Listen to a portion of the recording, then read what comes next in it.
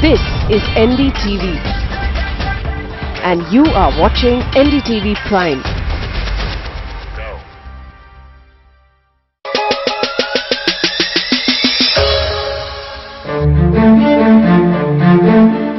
Christie's is the largest auction house in the world.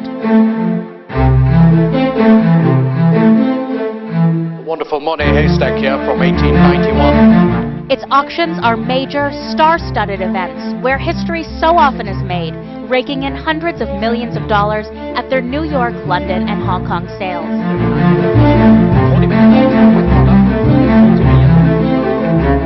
And this auction house has heavily impacted the monetary value of Indian art.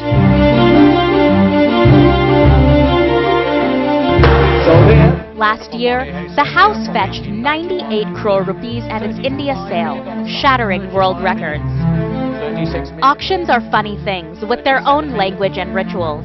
For example, artworks are called lots, and a hammer price is the final price determined through the auction.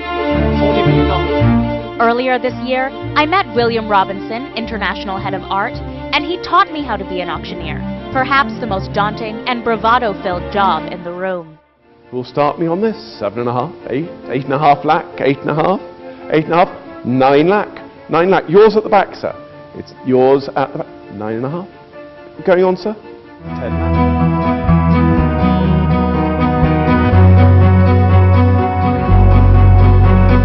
Now, we meet Christie's International Director of Asian Art ahead of their 2016 India sales to discuss demonetisation, India's stringent antiquity laws, and Christie's first auction of Indian works 250 years ago.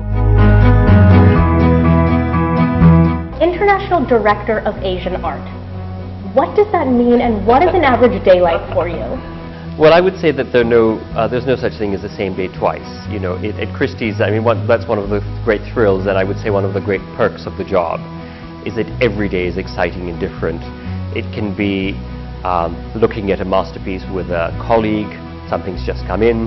It could be dealing with a client about an upcoming sale, traveling across the world to see an exhibition, to be involved in a preview such as I am here in Delhi today. It could be a day spent doing research, going out to see a collection.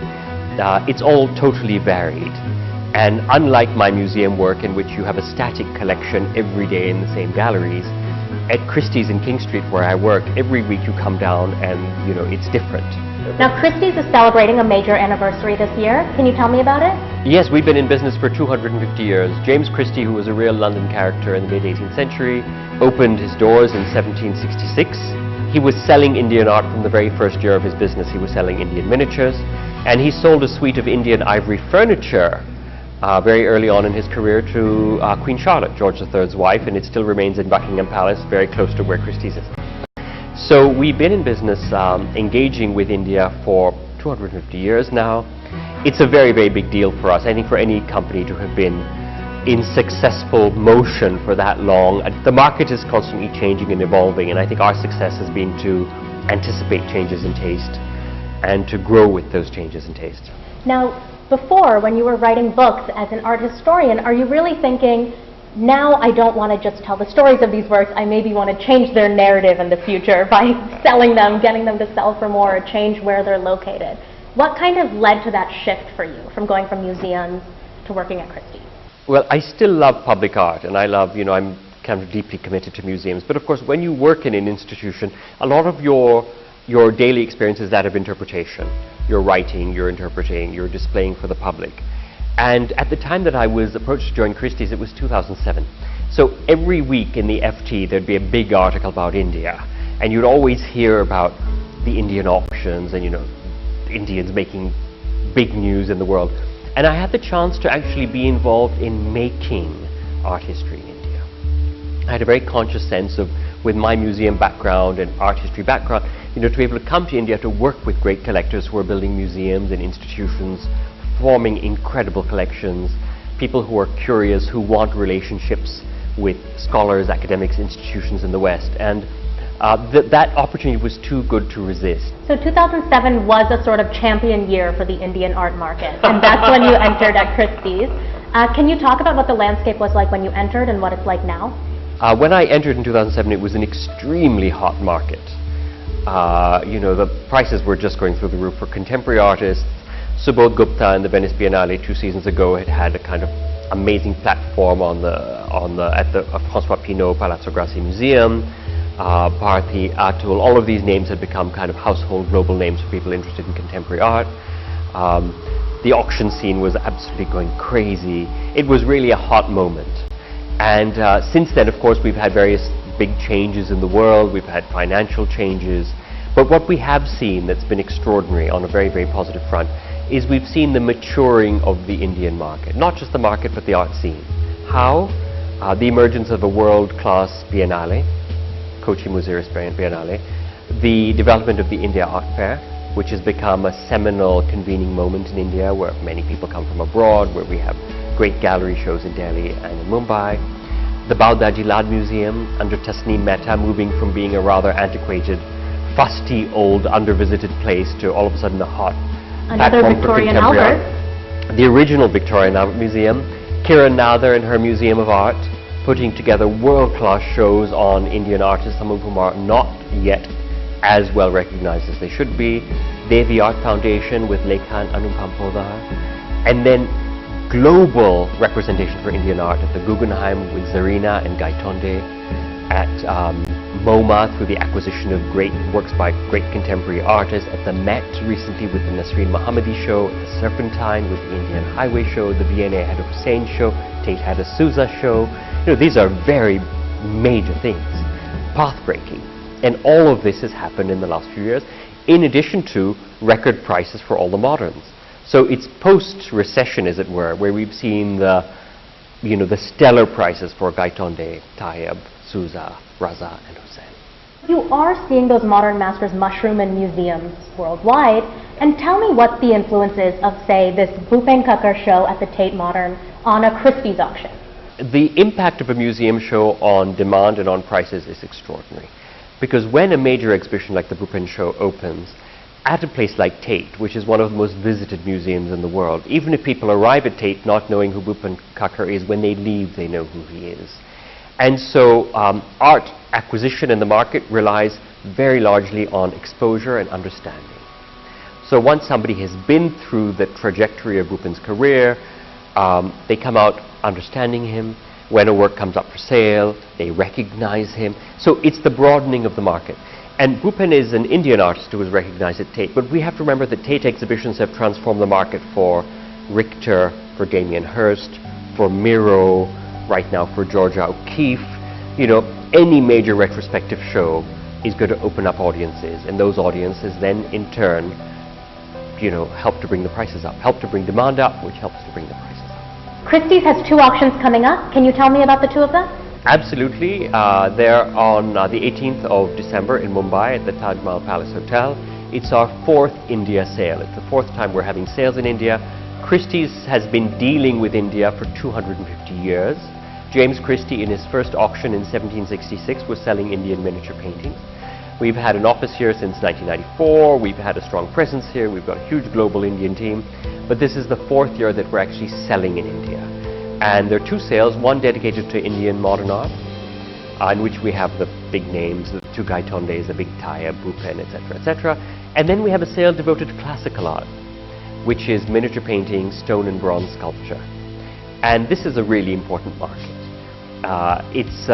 You know, with the prices of modern art having risen so substantially, people who are interested in the visual arts of South Asia are beginning to step back and say, hang on, look at the amazing value that exists for Indian antiquities. These are things that have sometimes lasted millennia, you know, that have stood the test of time, that have originality, authenticity, that really reflect the narrative culture of India, and yet available relatively reasonably when you compare it with a modern master.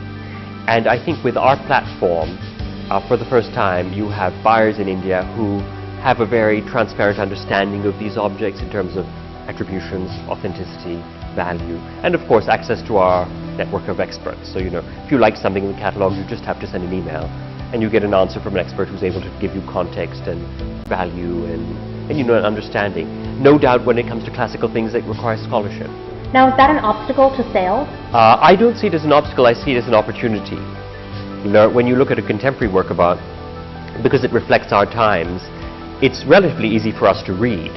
But when it's something that was made for a 16th century viewer or a 12th century viewer, we have to get into the mind of those people, the audience of the time. We have to understand the symbolism, the materials, the iconography, the techniques, the context for production. But you know, acquiring that knowledge is a wonderful journey.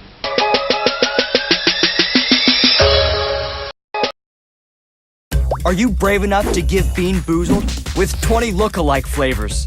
Some are naughty, some are nice. Is it juicy pear or booger? Bean Boozled, the perfect stocking stuffer.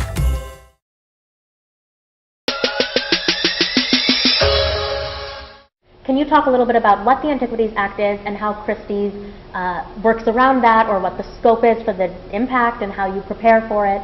Well, India has a very rich visual tradition and material culture, and great Indian works of art, miniature paintings, jewelry, stone sculpture, bronze sculpture, had been over many years leaving Indian shores because they were prized and valued by other cultures. We, of course, have a colonial history as well. After early 1970s, there was a feeling that an act should be put into place to protect Indian heritage. And that act stipulated that any work of art over 100 years of age cannot be exported from India. There already existed and exist great collections of Indian art in the United States, in East Asia, and throughout Europe. So representative collections of India already exist outside of India. There was a notion that what is within India should remain within India. So the works of art that we sell in our classical sale here are sourced in India and sold in India with a very clear proviso that they may not be exported. So they're acquired by Indians within India and they stay here. And so we, as Christie's, duly uphold and respect that legislation. We endorse the fact that Indian art, works of importance and of history and of heritage, should remain within the country, absolutely. The first people who really drove Indian auction sales were NRIs and Indians living in America. Yeah. Now they can't buy an antiquity no matter how much they're interested in it because they've learned about it. Doesn't that depress demand? No, because there are plenty of antiquities that sell in New York and in London and in other parts of the world. We have our big Indian antiquity sales happen in New York twice a year. So there is abundant supply outside of India. That's not really a problem. The thing that is, the point that you've made, which is a very, very strong one, which is that the whole Indian art market has indeed been kicked off by NRIs living in parts of the world where they in a way had a yearning for their own culture and civilization. Many of them had become very affluent. They were integrated into European and American life where their peers owned works of art, supported institutions, and they scratched their heads and thought, hang on, if I'm going to buy a work of art, it should be by an Indian artist. If I'm going to have a sculpture in the corner of my drawing room, it should be a Chola bro, And they went out and galvanized interest. It's not an unfair market. In fact, there are great Indian works of art available outside of India, and I think it's important that great Indian works of art remain within India too. We have to protect our heritage. So the system in Britain is that works of art below a certain threshold can trade freely. Once it crosses a certain threshold of value, the work of art's export has to be agreed by a nominated expert. And there are instances where the nation goes out to raise money to match a purchase price in order to keep a work of art within the borders of the British Isles. There are works of art in Japan that are viewed to be national treasures. In Italy, there are very stringent export rules. Germany has them, and all the countries of Europe protect their heritage. And I think that it's only natural that India would protect its heritage as well. Do you think that Indian society is ready to do the same thing, raise money to match a fund so they can bring back a Tagore or bring back a Chola sculpture? We're not perhaps quite there yet, but it's a next step. I mean, we have to look at if you look at the maturity of the American art market, we have to remember that these great institutions were founded, the 1860s and the 1880s in the United States, which has a very, very tax-beneficent system for supporting the arts and institutions. When government policies are in place to support the arts flourish. And so it's just a question of, over time, these will come into place. We've already, gone leaps and bounds in India. Now, you are holding 2 auctions in these demonetization times. What is the scope of the impact for Christie's? Well, Christie's in India has never accepted cash for transaction. So for us, it's business as usual. And people who participate in our Indian sale are very often people from India, but they're often NRIs and indeed other international people who, you know, are used to paying in white, as you know, as our business is globally. So for us, everything carries on as normal. But your demand may have been depressed, right? As a result of the fact that the economy is taking a slight downturn.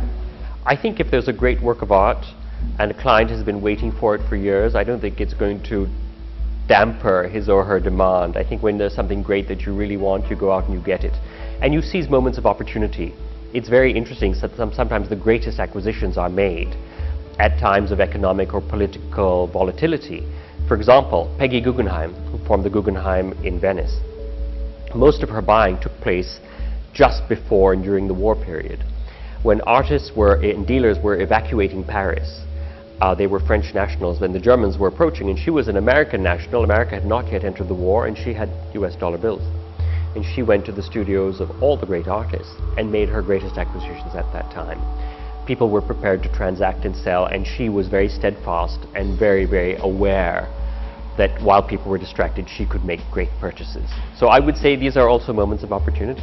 So there was a lot of buzz at the beginning of this year because China outpaced the US in terms of auction revenue. Now the balance has tipped back to the US, but it really drove home the importance of markets outside the US and the UK. What's your impression of that? Well, I think that what's extraordinary when I look at our sales figures and when I look at the growth in our clientele, a lot is coming out of the emerging markets or the newly emerged markets. Absolutely, the BRIC countries are really very, very significant. We have office in Beijing, in Shanghai. Our Hong Kong office is, you know, almost equivalent to New York and London in terms of revenue. So these are critically important, and often it's new collectors, young collectors, collectors from these markets that have enjoyed enormous growth and have future growth potential that we see the most zealous acquisitions. Because people want to form collections, they want to form institutions, they have generated huge revenue, they want to own some of the greatest things that humanity has produced.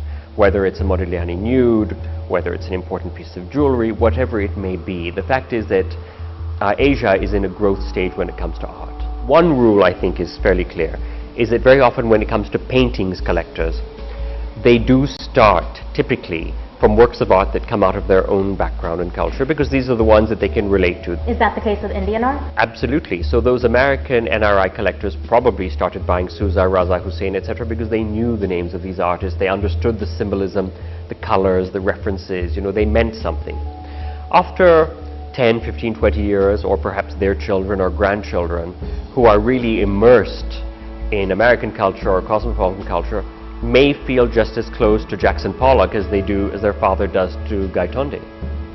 Because we are becoming so quickly globalized and internationalized, we're losing a sense of a single identity. We have multiple identities.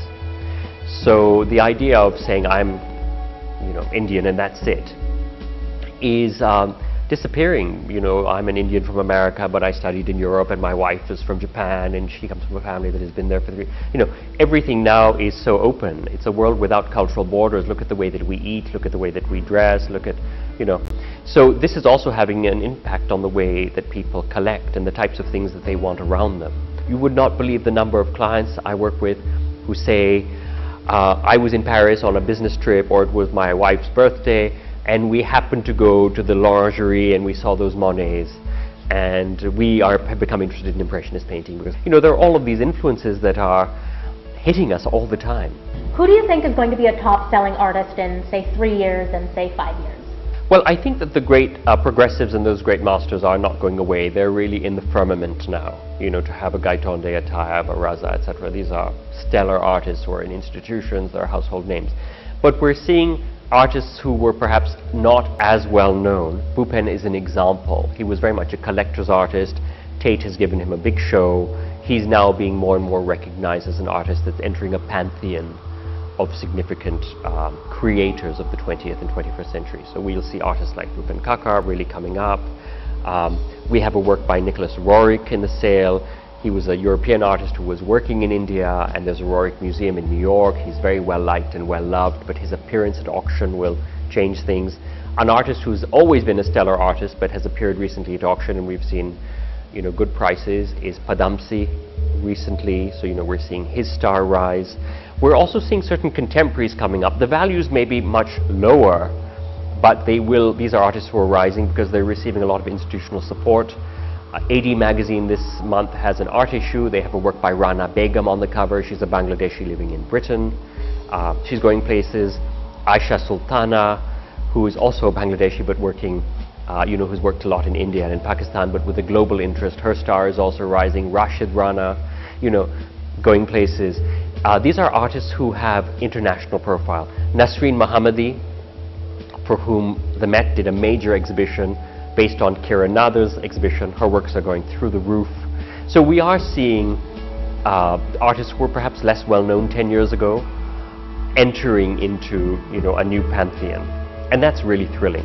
That's not something that's unique to the Indian market. In all markets we see, as supply starts to recede, as big works by major artists go into permanent collections where they don't come out, we start to see those artists around them, or artists who are producing very innovative things, who are being recognized. We start to see demand for them.